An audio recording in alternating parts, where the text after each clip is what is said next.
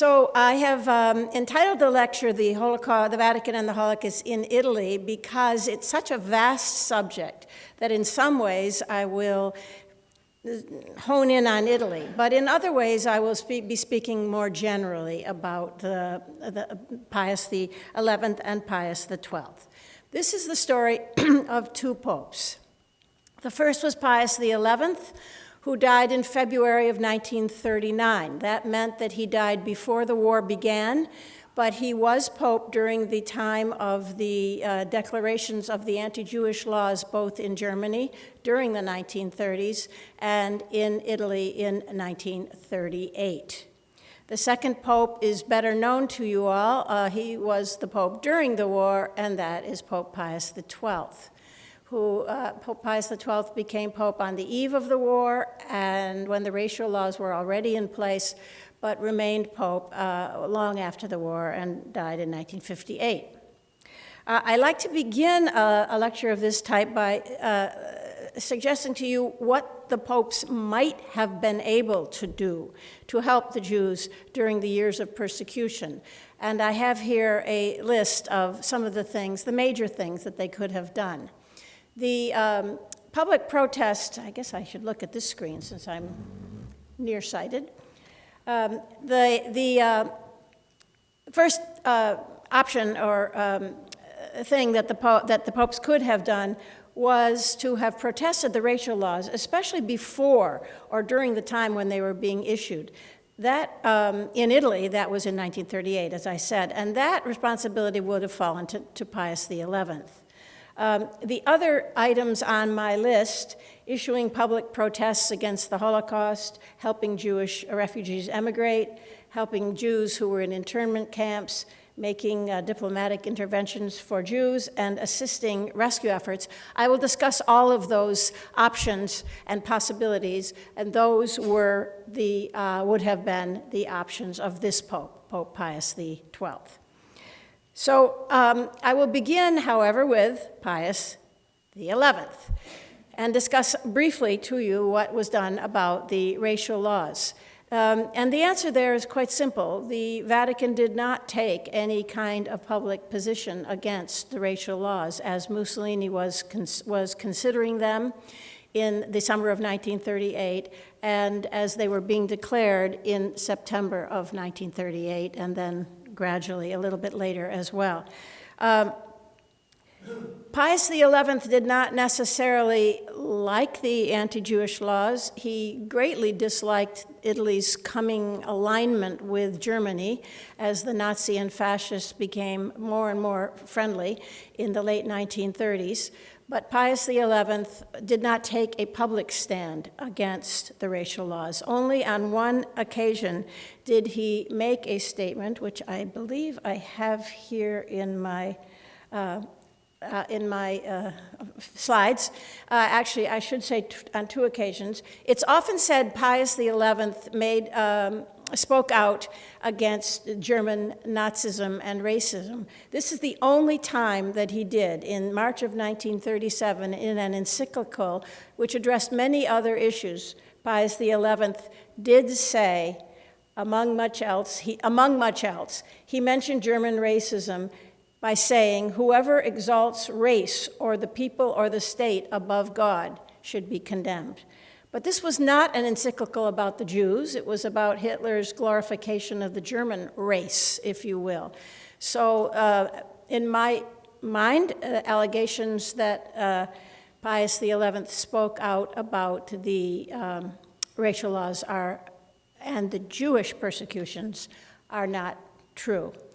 He did make one other very interesting comment in September of 1938, just as the racial laws were being imposed in Italy. And let me be clear, the racial laws, the anti-Jewish laws in Italy were every bit as harsh as the Nuremberg laws in Germany. People don't know that. People don't believe that. We hear all the time the Holocaust in Italy was mild. The Holocaust in Italy was not enforced. And much as we might like to believe that, it is not true. The Holocaust in Italy was harsh. It was different, as it was different in every country, the way it played out, the way the persecution developed and played out. But it was harsh, and the anti-Jewish laws in Italy were harsh, and they were enforced. And let me say now, I'm going through a lot of material. I hope very much that you'll write down or remember any questions you might have, because I love the Q&A. It's the best part. And we will leave time for that. So if I don't go into one subject in enough detail for you, remember and ask me about it. So in September of 1938, Mussolini was, in a sense, copying the Germans, trying to ingratiate the Germans by imposing racial anti-Jewish laws on Italy that were similar and equally harsh to the Nuremberg laws. But what was the Pope going to do? One of the reasons I entitled this talk, The Vatican and the Holocaust in Italy, is because we expect that the popes would have responded most in Italy to persecutions and anti-Jew. The Jews themselves expected that. Remember, Italy was the Pope's backyard. The popes were Italian. The popes had gone to school with local young men who became hardcore fascists. The popes, everyone knew each other in a small capital city like Rome, and the popes were very much, and the prelates, about whom I will speak a great deal in Vatican City, were very much part of the fabric of Rome itself. So we would expect, if there were to be responses from the Vatican, that they would have especially emerged from the Italian context. But Pius XI did not condemn the anti-Jewish laws publicly. He maneuvered behind the scenes on behalf of Jews who were converts and Jews who were in mixed marriages, hoping that they could be spared the anti-Jewish laws. He got nowhere with those behind-the-scenes maneuvers, but he did try that much. Now, the reasons for Pius XI's lack of response are very complicated and could be a lecture in itself. If you invite me again, I'll speak for an hour on Pius XI. New research, since my book was printed, just in the last 4 or 5 years, have been based on the opening of Vatican archives for the papal documents of the papacy of Pius XI. The documents for Pius XII are still closed to the public, but the Vatican documents for Pius XI have been opened. And through those documents, very fine scholars, the foremost in my mind is David Kurtzer, but there were others as well, have gone to Rome and gone through the documents of the papacy of Pius XI and written good works about the kind of pressure that Pius XI was under. And by pressure, I mean primarily pressure from within the Roman Curia. Remember that the Vatican, the Holy See, is an independent country, and we can think of it politically just as we can think of it on religious grounds. So Pius XI was the supreme head, let's say the king, but no king, no dictator, no Hitler, no Mussolini, no Stalin is totally independent and autonomous. Always they are dependent upon their staff and their advisors and political pressures from within their institution, some more, some less. Let's say that Stalin pretty much called the shots, and Hitler as well. But the popes had staff, and they had a Secretary of State, and the Secretary of State had assistants. And I will refer to all of this very generally as the Roman Curia. But the Roman Curia were prelates, exclusively Italian at that time, still exists, but at that time exclusively Italian, very conservative, very cautious, not out in the diocese, because I am going to speak tonight about some of the truly noble work that bishops and archbishops in Italy did to help Jews. But they were not the ones who were advising and pressuring the popes from within the Vatican City. They were out in the diocese, and I'll talk about Genoa and Milan and Turin and Florence. So Pius XI was under increasing pressure from within his own institution to avoid confrontation with the Germans and with the Italians, with Mussolini. Among those who was pressuring Pius XI to tone it down was his Secretary of State, Eugenio Pacelli, who became Pius XII. When the Pope, Pius XI, died, as I said, in February 1939. So Pius XI was becoming, during his papal years, more and more unhappy, I think, with the alignment, as I said, between Germany and Italy, and with the persecution of the Jews and other fascist adventures and exploits, but he was also subject to a kind of internal pressure. And I think what we have learned from the opening of the archives for Pius XI is precious to us for two reasons. One, because it helps us to understand, and this is not in my book, which is why I'm dwelling on it, because it's more recent. The opening of these papal archives for Pius XI show us how the Vatican hierarchy worked and what were the constraints on papal independence, if you will. But even more important, it shows us what can be gained from opening the archives of Pius XII. I mean, you will hear some who I will refer to, and I don't mean it to sound harsh, but defenders of Pius XII who will say, and are saying now, well, there's not much left to be learned. There's not much left in these archives that anybody's going to learn when they're open. Well, if those archives are open, and if all the documents in them are made available, there will be a very great deal to learn, because we've seen it already with Pius XI, how much we have learned about how it worked, and how decisions were made, and how people disagreed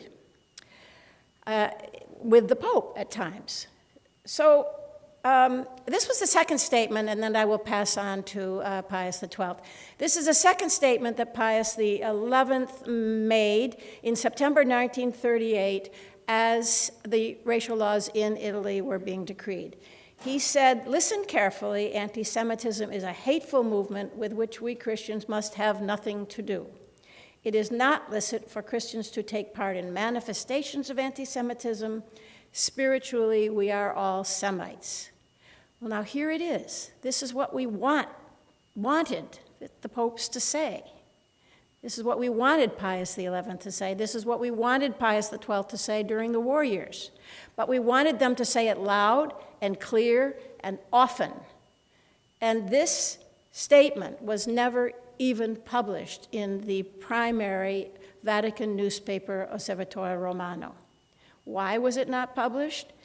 Primarily, it was not published because Pius XI made this statement privately to a group of Belgian pilgrims who'd come from Belgium to Rome, but Pius XI didn't clear it with the Roman Curia, with his advisors. And his Secretary of State, Eugenio Pacelli, future Pius XII, and his Undersecretary of State at the Vatican were among the primary individuals who prevented this statement from being published. So this is a good example of the constraints that Pius XI was under. It's a pretty good example, I think, of what he was thinking, at least by September of 1938, and it just didn't happen. I argue, and again, think about this as I continue to talk. I hope I don't talk too much and confuse you too much. I argue that this was the time to stand up against the anti-Jewish persecutions. This was the time for the popes to make a statement, before the war began, before it became so complicated and so difficult for the popes to speak, Pope Pius XII to speak out against Germany. And I'll get to that and that reason. But this was the time when they should have said this kind of thing. He should have said it earlier, when the anti-Jewish laws began in Germany, in the Third Reich, in the Nuremberg laws. And he didn't. Only this once, and it was not made into a public statement. So it is a shame. Now, this is just an excerpt from something which perhaps I'm dwelling on Pius XI too long, but so I'll go through this quickly. This is an excerpt from an article which was printed on the front page of Osservatore Romano. Instead of printing an article which said, the Pope has said spiritually we are Semites and anti-Semitism is not permissible, the Osservatore Romano published this article, terrible article, in which it was written by a bishop of Cremona. The church has always regarded living side by side with Jews, as long as they remain Jews, as dangerous to the faith and tranquility of Christian people. Well, now here is a papal stamp in favor of the anti-Jewish laws, right? That's exactly what was happening in Italy. Jews and Christians were being separated. There were no ghettos, but with the anti-Jewish laws in Italy, Jews were no longer able to teach. Jews were no longer able to go to public schools. Jews were no longer able to own property in Italy or to own businesses in Italy. And they could not be in the civil service, or eventually it was the military as well, and all public positions. So here is Osservatore Romano giving a stamp of approval, in effect, to the anti-Jewish laws. So when you ask me, let me see, why the Pius XI did not attack the anti-Jewish laws, there are several reasons. Let's see, I did not list them. So I will tell you that why did Pius XI not attack the anti-Jewish laws? In one sense, he did not do that because he did not want confrontation with Mussolini. He did not want confrontation with Hitler. He did not want trouble. But there is a little bit more to it. And I think in part it is because very conservative Catholics at that time, sad as it is to say, did not disapprove of the separation between Jews and Christians. I mean, this article by the Bishop of Cremona makes it clear. They did not disapprove of the separation of Jews and Christians. They did not want Jews and Christians to be friends, to work together, to be on good terms. They were suspicious, the Catholic Curia. I'm not saying all Catholic priests by a long shot, but the conservative element which controlled the Roman Curia and the administration of the Holy See was conservative, was suspicious of Jews and atheists and Protestants and secular movements of all kinds. It's complicated. As I say, I'll make that another lecture another time. Because it wasn't only the Jews who they were suspicious of. It was this whole modernist movement that conservative Catholic prelates perceived as a threat to Catholic hegemony, if you will, in Catholic countries. So I think that I will just refer now to this slide, if I'm not jumping around too much for you. Even as late as the summer of 1943, now we're in the papacy of Pius XII, a Vatican liaison to the Italian government reported to his superiors that he had asked for changes in the anti-Jewish laws. Now that would have been in July of 43, when Mussolini was temporarily out of power. It's a complicated chronology. But the report of this Vatican liaison to his superiors at the Vatican said that although he had asked for changes from the Italian government to the anti-Jewish laws, he, quote, this is his quote, the Vatican official, he did not allude in any way to the total abrogation of laws which, according to the principles and traditions of the Catholic Church, have some dispositions that should be abrogated, but contain others worthy of confirmation. Now, in my mind, this is shocking beyond belief that anyone could say such a thing in the summer of 1943, when the gas chambers were working at full tilt, and when everyone in a position of influence at the Vatican, at least, knew about the death camps. So this was something that was ingrained, this anti-Jewish discomfort, this anti-Jewish bias It was not an endorsement of violence by any means, but it was an endorsement, a quiet, private preference for a separation between Christians and Jews.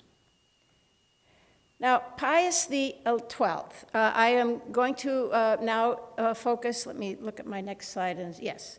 I am going to focus now on Pius XII and what he did and said about the persecutions.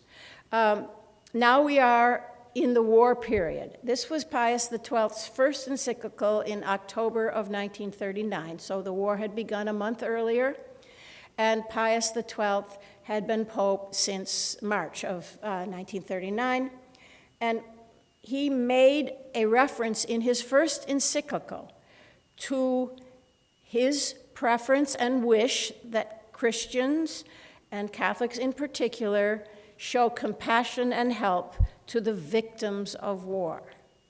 This was a theme that Pius XII would repeat throughout the Holocaust years, as I will show you. So the great subject so often debated is, what did Pius XII say about the Holocaust? Did he protest the Holocaust? What did he say about the persecution specifically of Jews, and why didn't he say more?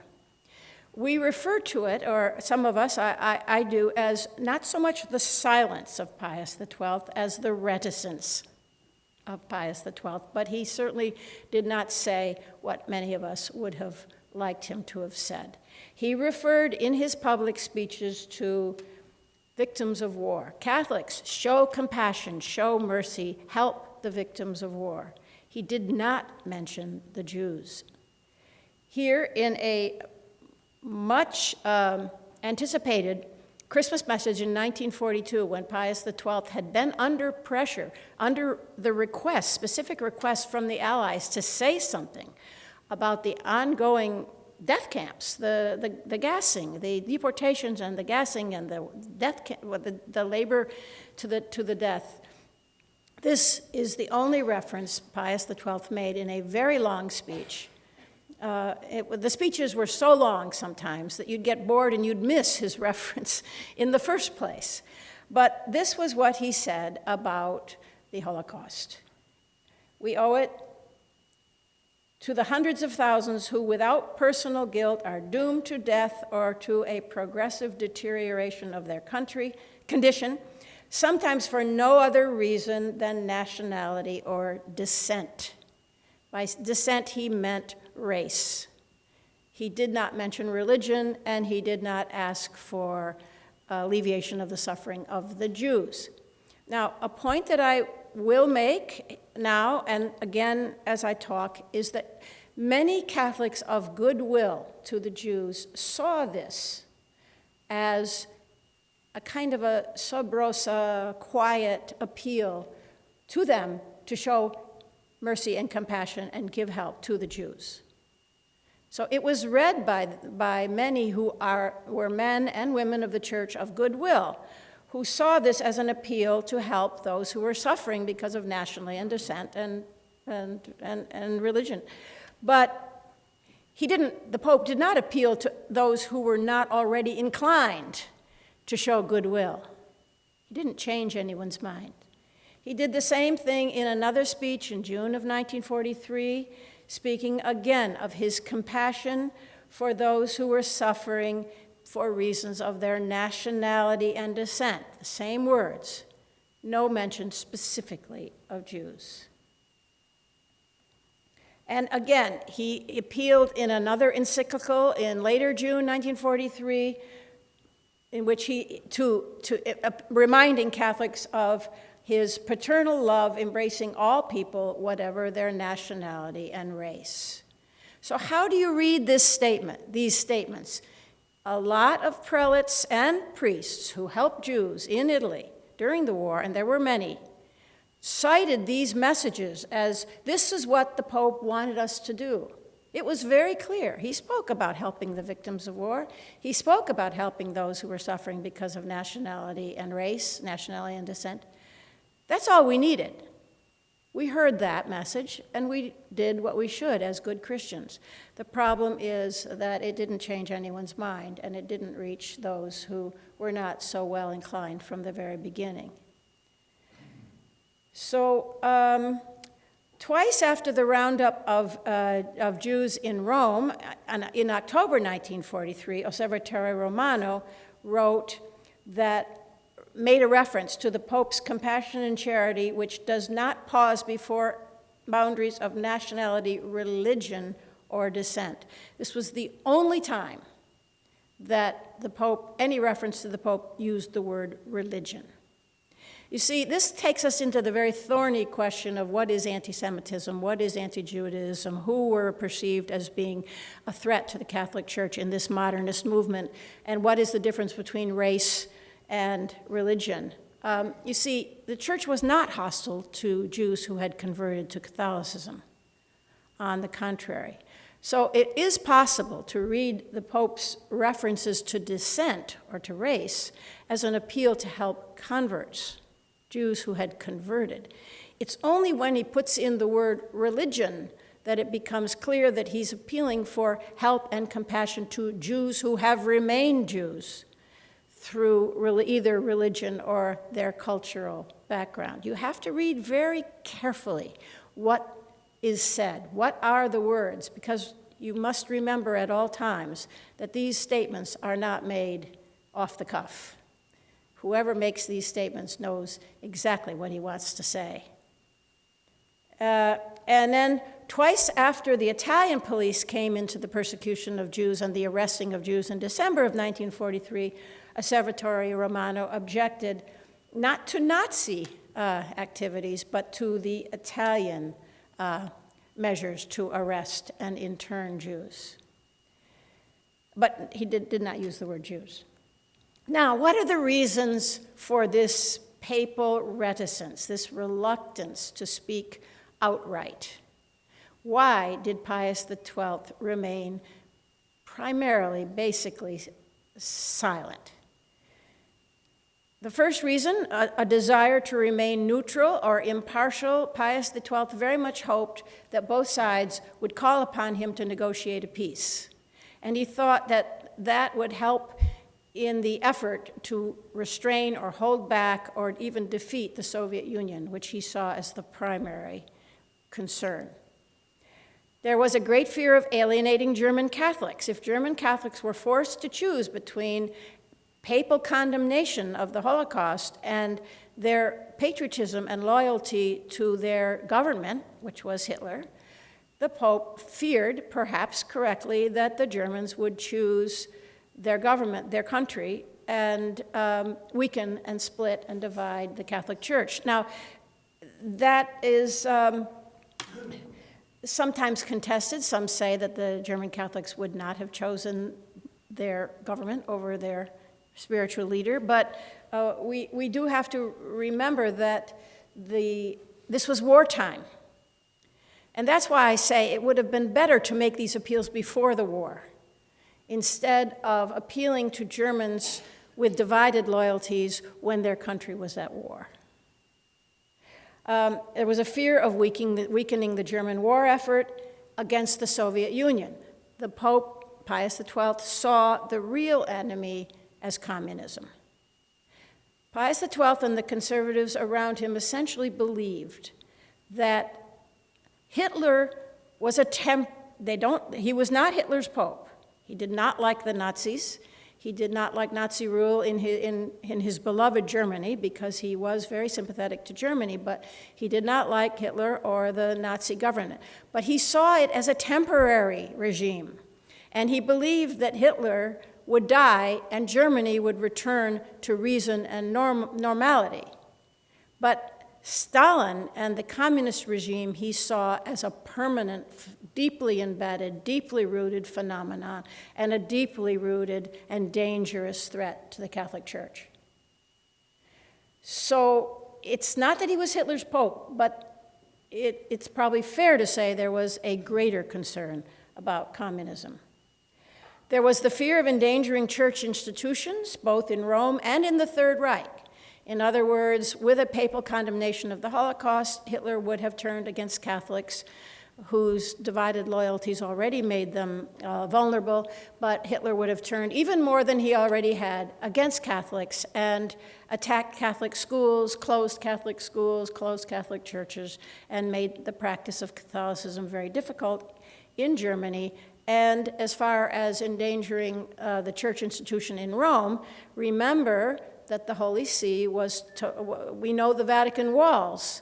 We know the popes had no army, but remember that this very small nation, the Holy See, was surrounded first by Italian fascists, and then after the Germans occupied Italy in September of 1943, the Holy See was surrounded completely by the Germans. Now, a hostile Italy and a hostile Germany could have made it impossible for the Holy See to function.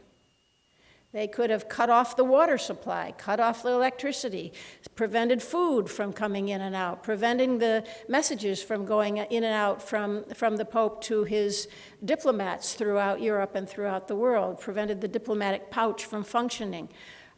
They could have brought the Holy See to a physical standstill, not to mention the possibility of an invasion of the Holy See and destruction of the Sistine Chapel, the deportation of the Pope.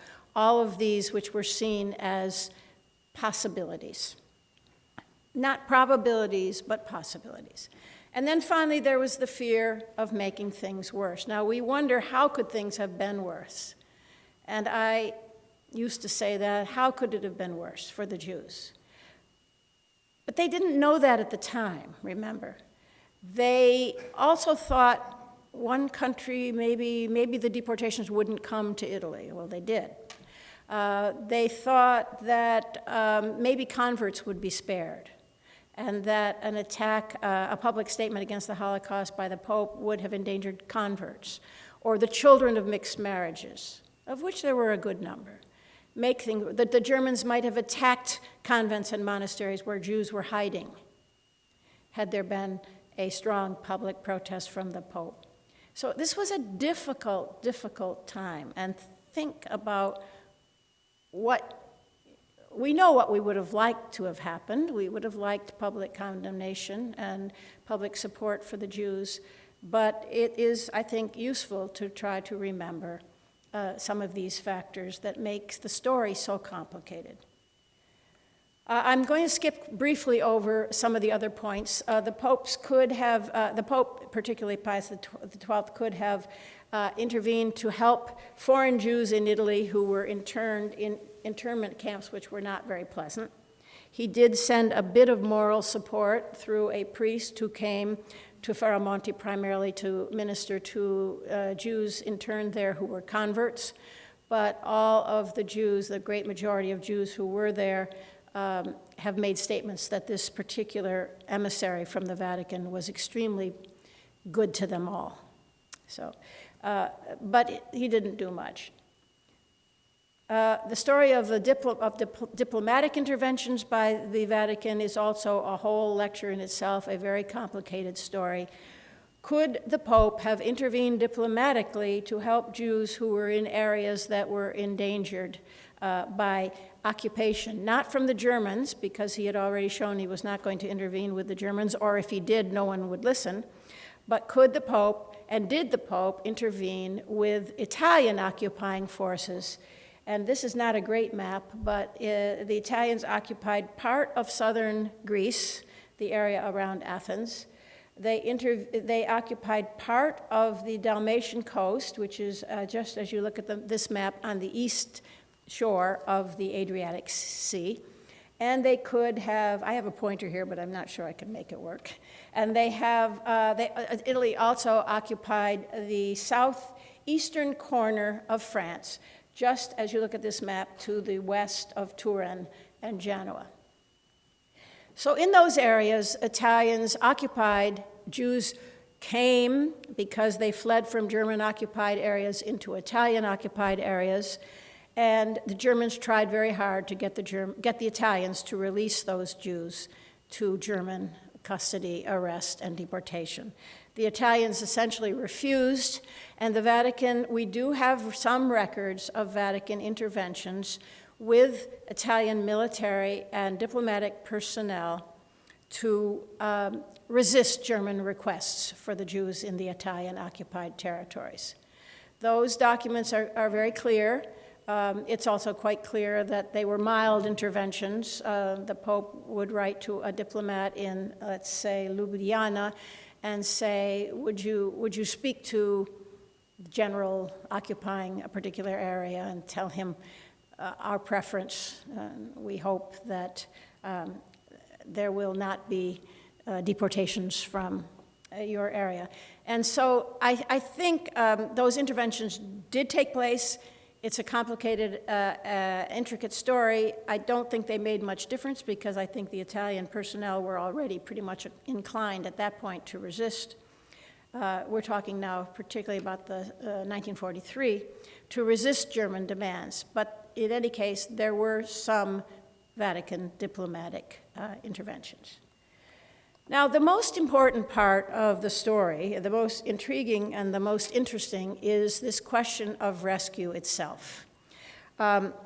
What did the Pope, I should keep saying popes, but we're not only talking about Pius XII at this point. What did the Pope and what did men and women of the Church do to help Jews in danger? And did the Vatican play a part in the rescue efforts of priests, nuns, monks, brothers?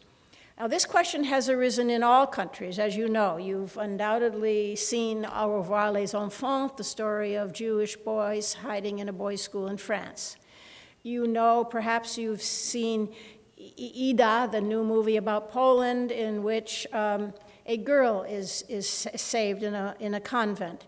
You know that there were more rescue efforts in probably France and Belgium than there were in Germany and Poland, but there were Jews were sheltered in institutions of the Church by men and women of the Church in all countries.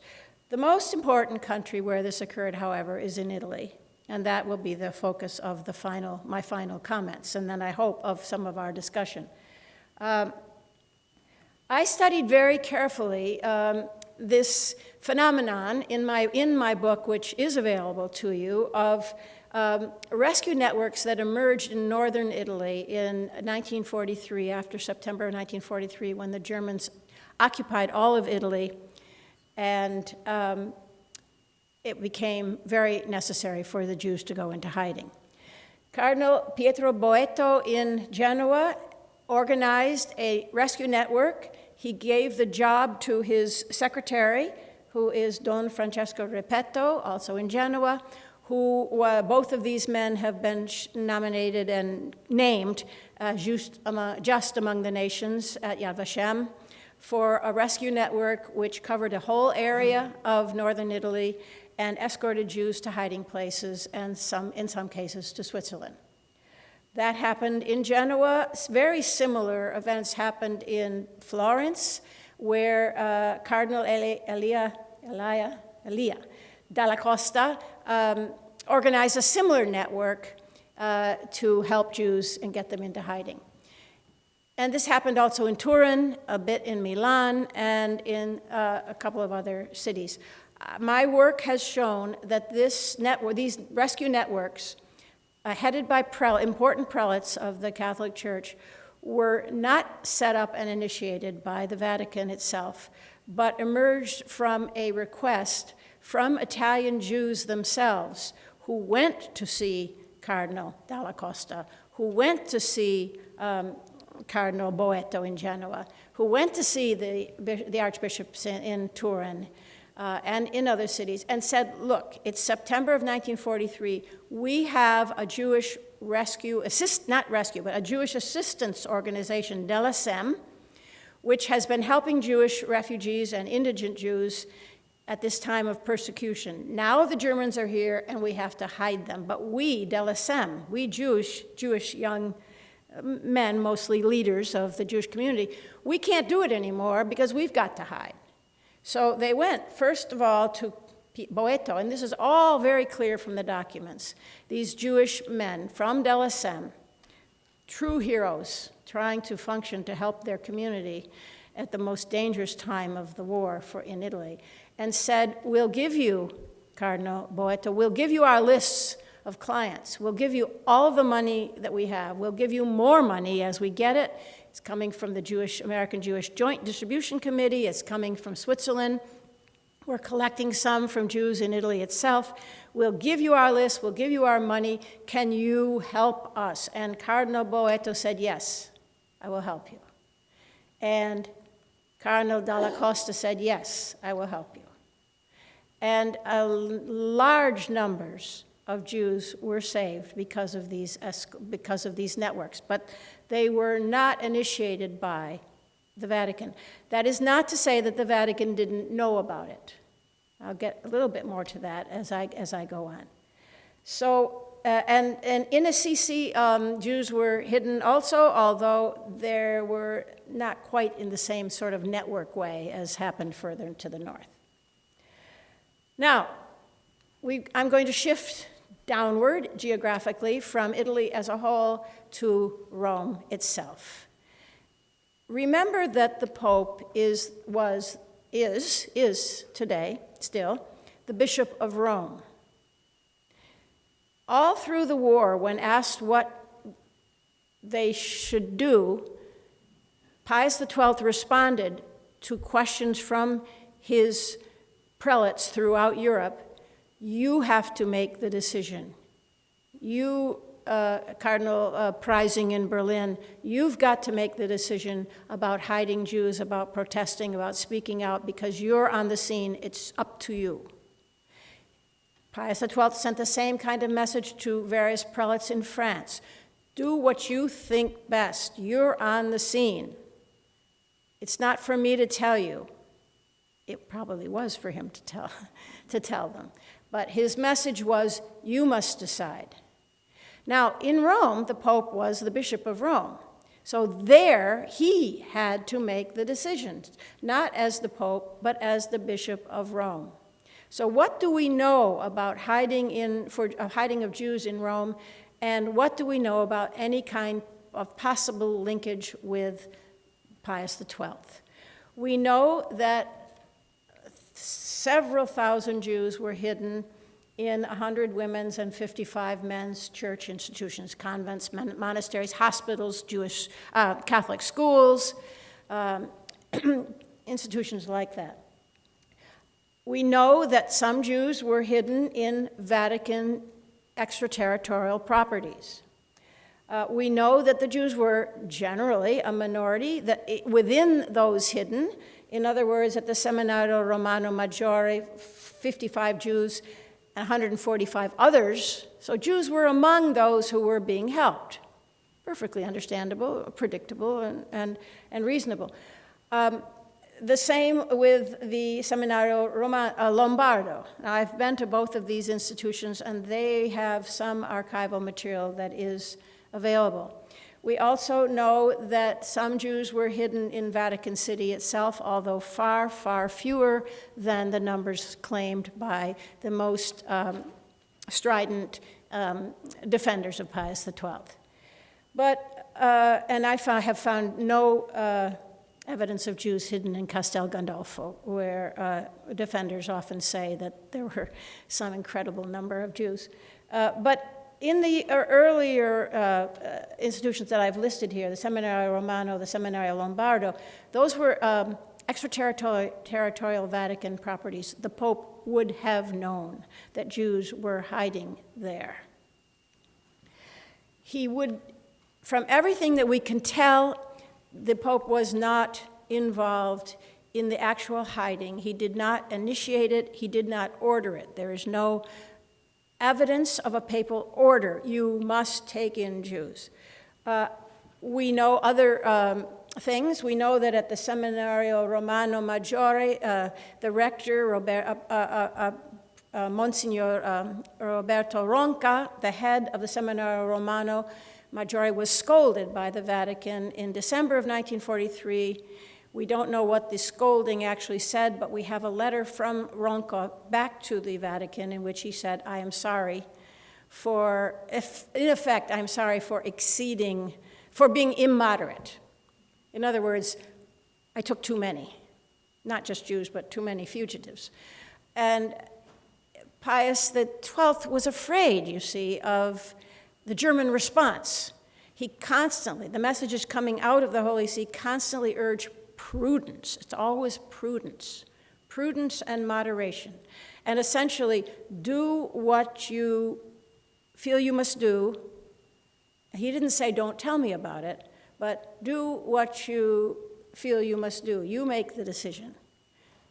We have a letter from I don't remember whether he was the head of the Jesuit order or a lower official of the Jesuit house in Rome, asking the Holy See, can we take, and as I recall, it was just one particular fugitive, can we take this particular fugitive?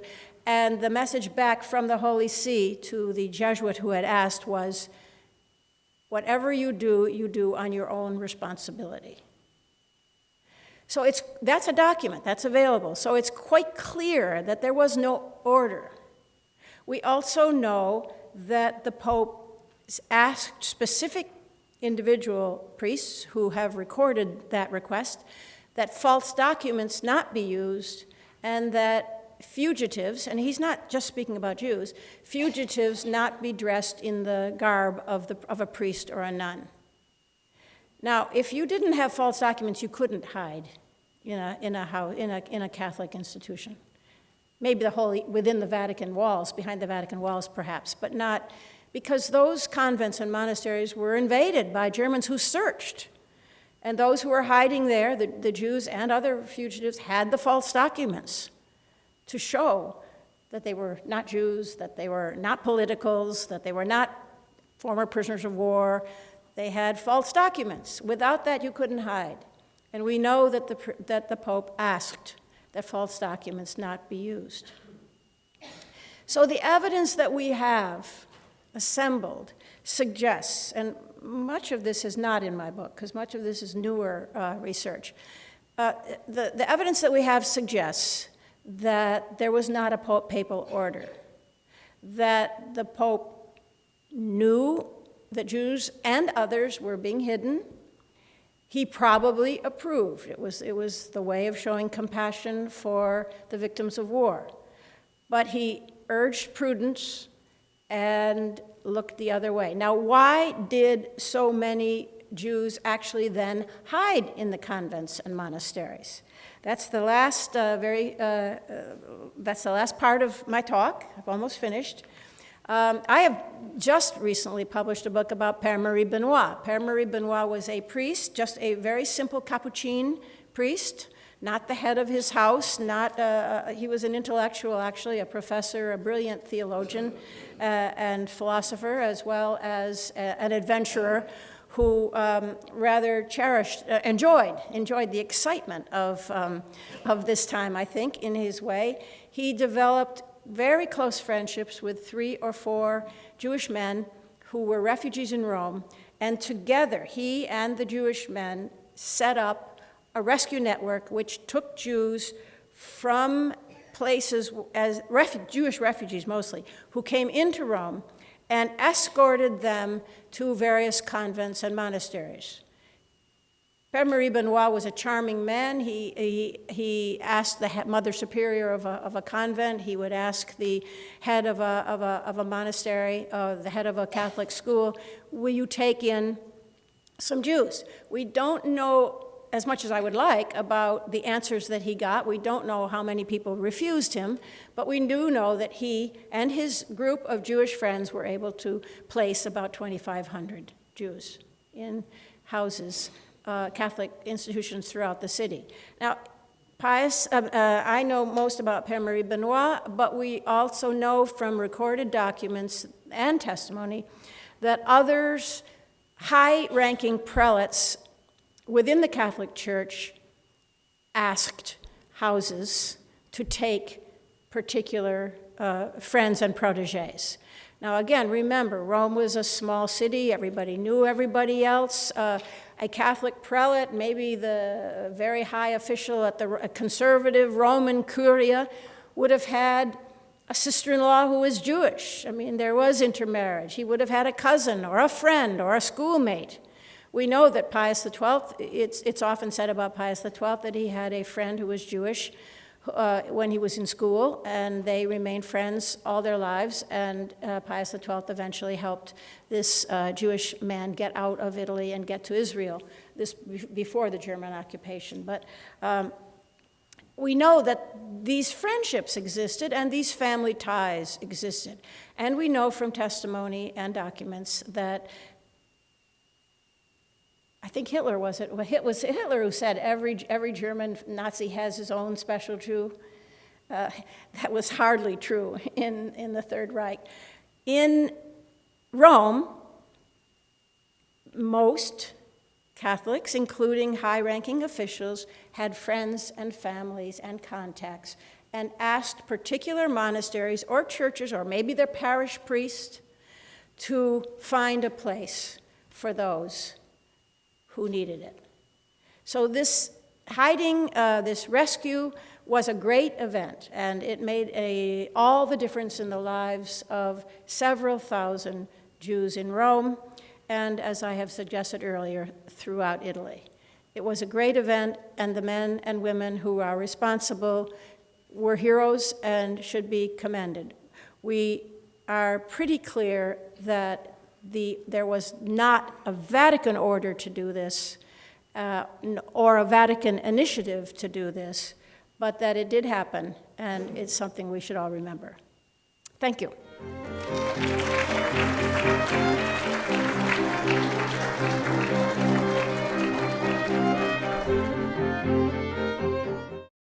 We would be pleased to send a complimentary DVD of this program to anyone who wishes to support JBS, the Jewish Broadcasting Service, with a tax-deductible gift of $36, double chai or more, to the nonprofit organization Jewish Education in Media.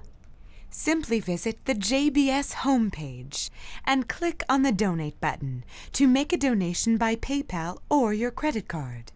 And please indicate the program for which you would like a DVD. Or you can send your tax-deductible check made out to GEM, Post Office Box 180, Riverdale Station, Bronx, New York 10471. And again, please remember to indicate which program you would like to receive with our compliments. And we thank you for your kind support.